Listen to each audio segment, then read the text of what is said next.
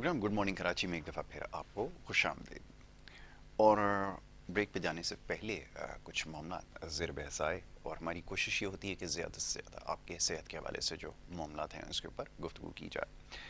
Programme के दूसरे हिस्से में भी बात कुछ होगी आज आपके सेहत के हवाले से।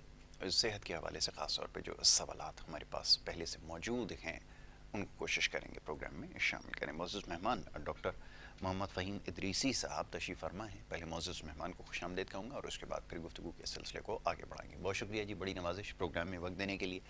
और मौज़ूए गुफ्तगू क्योंकि जो सवालात हमें गुज़िश्ता चंद रोज़ से मौसूल हो रहे हैं उसको देखते हुए हमने फ़ैसला ये किया है कि आज जो गुर्दों के हवाले से जो मसाइल हैं, जो अमराज हैं जिसके ऊपर पिछली कई नशिस्तों में बात हो चुकी है, उसी सिलसिले को मज़ीद आगे बढ़ाया जाए।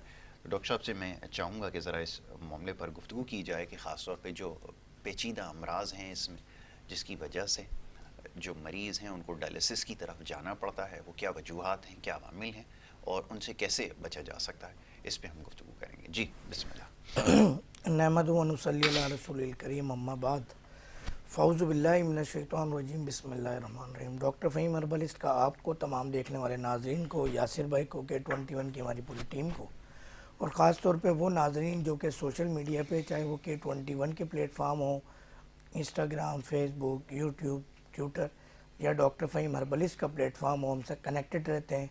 हमारी वीडियोस को, हमारी पोस्ट्स को ना सिर्फ वो लाइक शेयर सब्सक्राइब करते हैं बल्कि हमारी हौसला अफजाई भी करते हैं, कमेंट्स भी करते हैं और इस तरह के सवालात पूछते हैं जिससे दीगर देखने वाले या सुनने वाले नाजरीन मुस्तफ़ीद होते हैं। उन सबको अस्सलामु अलैकुम व रहमतुल्लाहि व बरकातहू।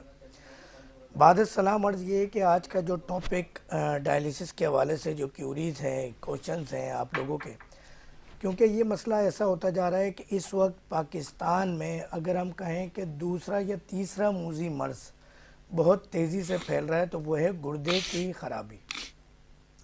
गुर्दे की ख़राबी के हवाले से बहुत सारी गलत फहमियाँ, खुश फहमियाँ दोनों मार्केट्स में अवेलेबल है और वो मार्केट दुनिया की सबसे बड़ी मार्केट है जहाँ अवेलेबल है, जिसको आजकल सोशल मीडिया के नाम से जाना जाता है।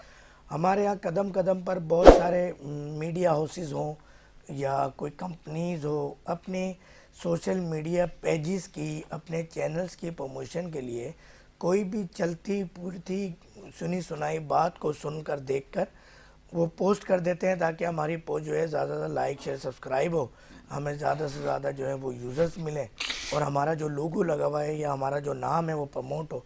तो ये एक मार्केटिंग स्ट्रेटजीज़ होती हैं जो कि बड़ा अफसोस की बात है कि सेहत के साथ खेला जाता है, इंसानी जान के साथ खेला जा रहा है।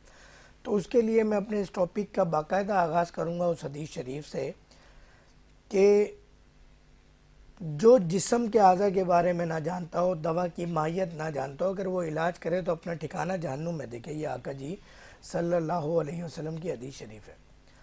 अब जब हम किडनीज़ की बात करते हैं, जिस तरह मैंने जिक्र किया था कि बहुत सारी गलत फहमियाँ हैं। एक जो सबसे बड़ी गलत फहमी जो कि आपको अक्सर सोशल मीडिया पे, बल्कि अब तो कुछ लोगों ने अपने प्रमोशन के लिए बैनर्स भी लगाना शुरू कर दिए कि रोज़ाना सुबह नहर में 8 गिलास पानी पीना बिल्कुल ठीक आपके गुर्दों के लिए नहायत ही सेहतमंद है, आपके पेट के लिए नहायत सेहतमंद है, ज़िंदगी में दुनिया में आपको कोई बीमारी नहीं होगी और ये और वो। ये नहायत ही झूठ है और नहायत ही गलत है। गर्म पानी पीना या ठंडा पानी पीना ये जहर है। अल्लाह ताला ने इंसानी जिस्म के अंदर बहुत सारे ऑटो सेंसर्स लगाए हैं जिसको हेड करता है, जिसको सुपरवाइज करता है सेंट्रल नर्वस सिस्टम। अब आपको पलक कब झपकनी है, आंखें कब बंद करनी है, कब प्यास लगनी है, कब भूख लगनी है, कब शहवत का मामला होना है, कब आपको उठना है, कब सोना है, ये एक ऑटोमेटिक सिस्टम है। अंदर दिल कितनी दफ़ा धड़कना है, कब ज़्यादा धड़कना है, कब कम धड़कना है, जो ये एक पंपिंग मशीन है, इसने ब्लड सर्कुलेशन कब तेज़ करना है, कब बॉडी की रिक्वायरमेंट ज़्यादा है, कब आपके सेल्स को, टिश्यूज़ को, ऑर्गन्स को एनर्जी चाहिए होती है तो चार्जिंग लेवल बढ़ाना है, कम करना है, तमाम ऑटो सेंसर्स आपकी बॉडी में लगे हुए हैं। अब हम जब अपनी बॉडी को यूज़ टू कर लें तो वो यूज़ टू आप कर लेंगे तो आप 10-10 गिलास पानी की आपको आदत हो जाएगी, मगर ये वो आदत होगी जो विदाउट एनी सेंसर्स काम करते होंगे, और एक नया सेंसर कुदरती तौर पर जन्म लेगा आपकी बॉडी के अंदर, जो आपको याद दिलाएगा सुबह 8 गिलास पानी पीना है। बिल्कुल उसी तरह जिस तरह सिगरेट नोशी करने वाले हजरात को याद दिलाया जाता है कि आप बहुत देर हो गई सिगरेट नहीं पी, पान नहीं खाया, गुटखा नहीं खाया, या कोई भी इस तरह का नशा जो अल्कोहल वगैरह यूज़ करते हैं। तो ये कुदरती निज़ाम है कि जो चीज़ आप यूज़ करेंगे उसका एक सेंसर का लद जी इजाफा फरमा देते हैं बॉडी के अंदर। मिसाल के तौर पे एक पेशेंट है, उसकी शुगर कंटिन्यू 800 है, अब उसकी बॉडी यूज टू हो जाएगी और एक सेंसर उस हिसाब से सेट हो जाएगा। अगर उसकी शुगर 100 हुई तो उसको लगेगा मेरी तबीयत ख़राब हो गई, 2-3 दिन लगेंगे उसको सेट होने में। मिसाल एक और दे दूँ आप लोगों को समझने के लिए कि कचरा कुंडी से कचरा चुनते अक्सर बच्चे हमने देखे, और देखा वहीं बैठ के वो खाना खाते हैं, उसी कचरा कुंडी से जो खाना निकलता है आपका हमारा फेंका हुआ और बचा हुआ, ये एक लम्हा फिक्री है, ये एक अलग चीज़ है, मगर ऐसा होता है। अब उस बच्चे को आपने कभी हॉस्पिटल में एडमिट नहीं देखा होगा, कभी लैब टेस्ट नहीं करा रहा होगा, एक्सरे नहीं हो रहा होगा, उसका थायराइड का इशू नहीं होगा, उसका किडनी का इशू नहीं होगा, उसका एक सेंसर डेवलप हो जाता है, बॉडी यूज टू हो जाती है। अब पानी ज़्यादा पीने से क्या होता है, यूज टू तो हो जाते हैं, सिगरेट पीने से भी हो जाते हैं, सेंसर भी डेवलप हो गया, मगर पानी ज़्यादा पीने से आपकी जो किडनी का साइज़ मुश्किल से 1.5-2 इंच है, उस किडनी पे, और उसमें बारीक सी झिल्ली है जो मलमल के कपड़े से भी बारीक और पतली है, वो इतनी पतली है कि आप अगर देखें मामलात कि वो पानी जब उसके अंदर से छनता है, गुजरता है, तो वो ख़राब हो जाती है। ठीक, अच्छा, यही हमारी कोशिश भी है, क्योंकि जो सबसे ज़्यादा सवालात हैं वो इसी हवाले से हैं कि ये जो गुर्दे का मर्ज़ है इसमें क्यों इतनी तेज़ी से इजाफा हो रहा है। एक तो बात आपने उसकी निशानदेही कर दी कि जो पानी का बेजा इस्तेमाल है या ज़्यादती है, ये एक बड़ी वजह है। और फिर दूसरा ये कि ये जो ख़ास तौर पे जो डायलिसिस है ये बहुत सारे केसेस में नागुज़ीर हो जाता है। क्या इसकी ज़रूरत वाक़तन है, या हम लोग इसको इस ट्रीटमेंट को इस्तेमाल करने में जल्दी कर रहे हैं, ये ज़रूरी है। और एक सवाल और जो हमारे एक बड़े अच्छे व्यूअर हैं उन्होंने पूछा था, वो ये कि ये जो किडनी जिसके बारे में आप अक्सर लबलबे के बारे में कहते हैं कि अगर इसको इस्तेमाल नहीं है तो दोबारा से काबिल इस्तेमाल बनाया जा सकता है, क्या गुर्दे के लिए भी कोई ऐसी ट्रीटमेंट मौजूद है कि अगर वो काबिल इस्तेमाल ना रहें तो दोबारा से उनको इस्तेमाल किया जा सकता है? इसके ऊपर हमने गुफ्तगू करनी है। एक छोटी सी ब्रेक यहाँ पर लेने के लिए कहा जा रहा है, एक ब्रेक ले लेते हैं, ब्रेक के बाद वापस आते हैं, गुफ्तगू जारी रखेंगे, आप देखते रहें हमारा प्रोग्राम।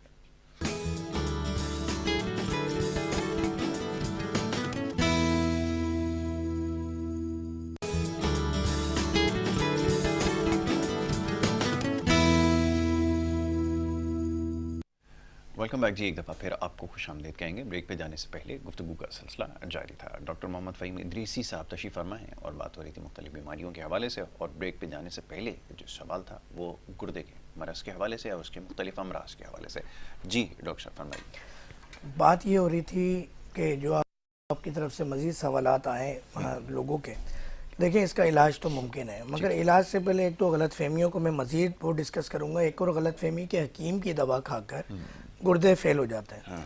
अब मैं देखने वाले नाज़रीन से रिक्वेस्ट करूंगा कि जितने भी डायलिसिस सेंटर्स हैं, गुर्दा वॉशिंग सेंटर्स हैं, मैं तो गुर्दा वॉशिंग सर्विस सेंटर कहूँगा, कि वहाँ जाएं तो जाके देखेंगे तो एक भी आपको हकीम की दवा खाता हुआ मरीज़ नहीं मिलेगा।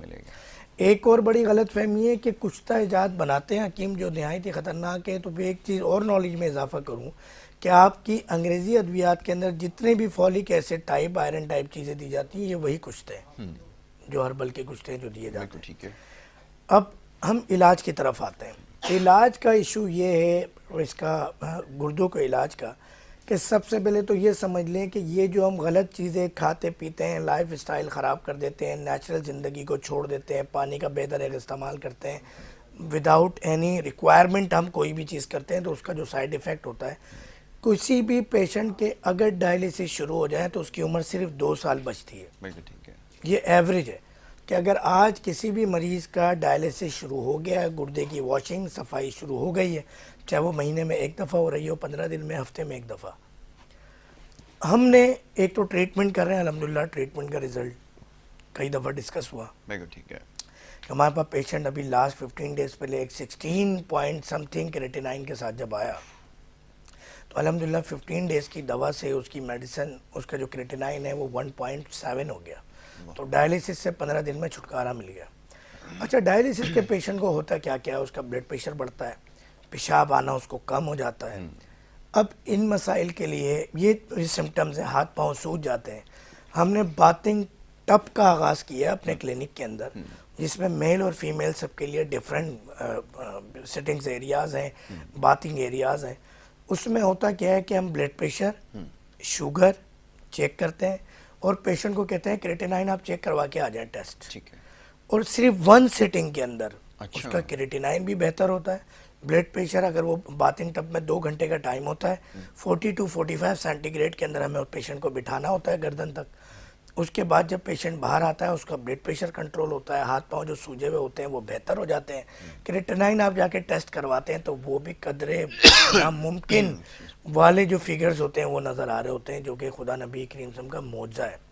तो मैं ये रिक्वेस्ट करूँगा कि अगर ये पाकिस्तान में पहला सेंटर हमारा है जो हमने डायलिसिस के पेशेंट के लिए, क्योंकि ये इस वक्त दुनिया की बड़ी ख़तरनाक बीमारी बन रही है कि जिस तरह का हम फूड इनटेक कर रहे हैं, जिस तरह की लाइफ स्टाइल जी रहे हैं, जिस तरह पानी का बेदरग इस्तेमाल है, आर्टिफिशियल गैर कुदरती गैर फितरी अद्वियात का खाने पीने का इस्तेमाल है, जो हमारा एटमॉस्फेयर है, माहौल है, जो हम मिट्टी खाते हैं सारा दिन अपनी नेज़ल कैविटी के ज़रिए इनटेक कर रहे होते हैं हम, तो उसके जो साइड इफ़ेक्ट्स बहुत ख़तरनाक है। जो हम ड्रिंक्स का बेताश इस्तेमाल कर रहे हैं, अल्कोहल का इस्तेमाल कर रहे हैं, दीगर नशे वाली चीज़ों का इस्तेमाल कर रहे हैं, तो उसका ये आता है।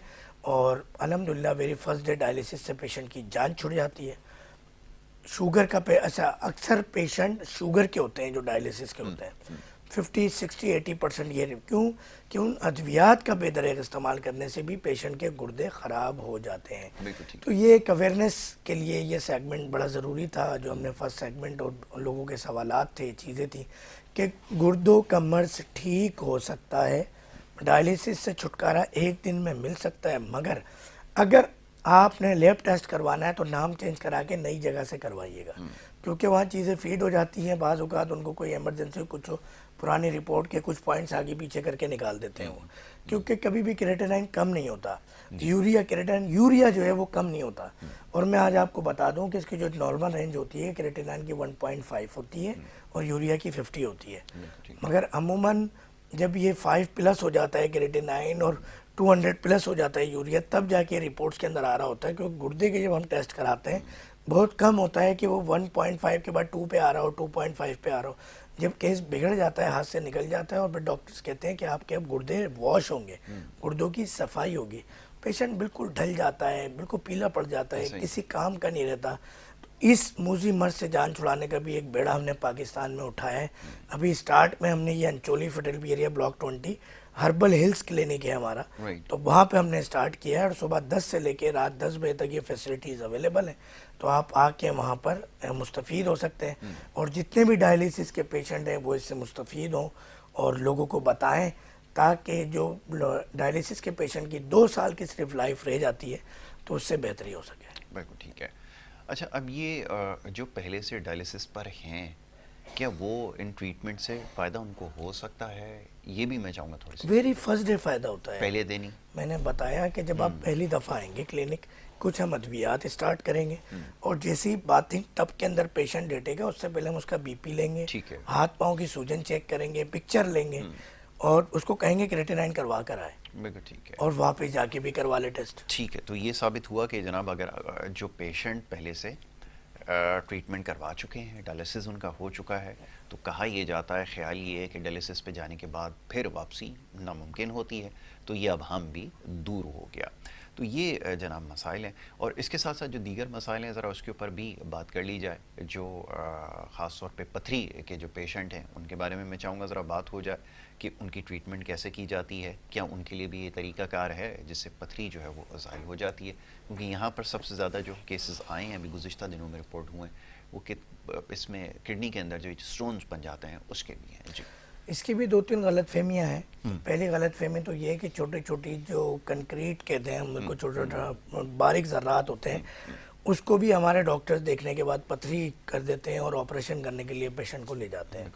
अगर हम गुर्दों के अंदर बात करें तो बारीक बारीक ज़र्रात तो हर किडनी में मिलेंगे आपको, तो वो ज़बरदस्ती पेशेंट बनाने वाली बात और नोट कमाने वाली बात कम से कम हर्बल हिल्स क्लिनिक में या डॉक्टर फ़हीम हर्बलिस्ट के पास नहीं है। दूसरा एक ये कॉन्सेप्ट भी बहुत ज़्यादा है कि पानी में जो आप जितनी भी मिट्टी पी रहे हो उससे ही पथरी बनती है, ऐसा जी नहीं है। जी।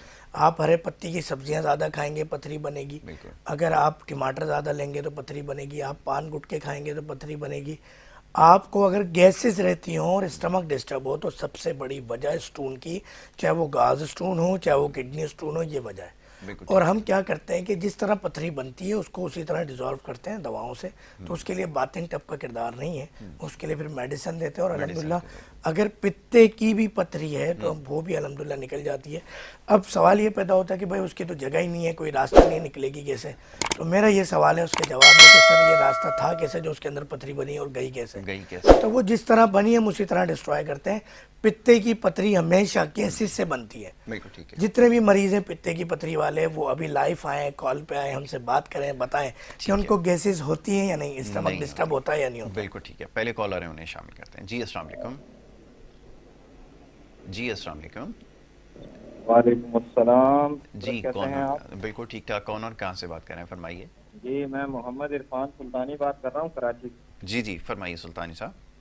सर ये एक छोटा सा मसला था, छोटा सा ही है बस। जी कमर जी। में दर्द रहता है, गुर्दे में है और मैं मेरा मुंह भी पका हुआ है, तो इसके बारे में अगर डॉक्टर साहब बता ठीक दें तो ठीक। बड़ी लाइव मेहरबानी। जवाब देते हैं आपको। लाइव अब अभी आपको जवाब देते हैं। बहुत शुक्रिया कॉल करने का। टीवी पे अब आप जवाब सुनिए जी। आपका जो मसला नज़र आ रहा है वो मैदे का भी मसला लग रहा है और किडनी का भी मसला लग रहा है। उसके लिए बेहतर ये कि क्लिनिक आ जाए, वरना हमारे नंबर्स चल रहे हैं व्हाट्सअप, इन पे आप रब्ता कीजिए तो ये मसला आपका हल हो जाए। कॉन्स्टिट्यूशन आपकी देखनी होगी और आपकी यूरिन की क्वांटिटी देखनी होगी, कलर देखना होगा, तो इस हवाले से आप व्हाट्सअप कर दीजिए तो आपको जवाब देते हैं। मगर इनिशियली मैं कुछ चीज़ें बता रहा हूँ कि आपने हरे पत्तों की सब्जियां और टमाटर का इस्तेमाल बंद कर दें। पान गुटखा अगर लेते हैं तो बंद कर दें।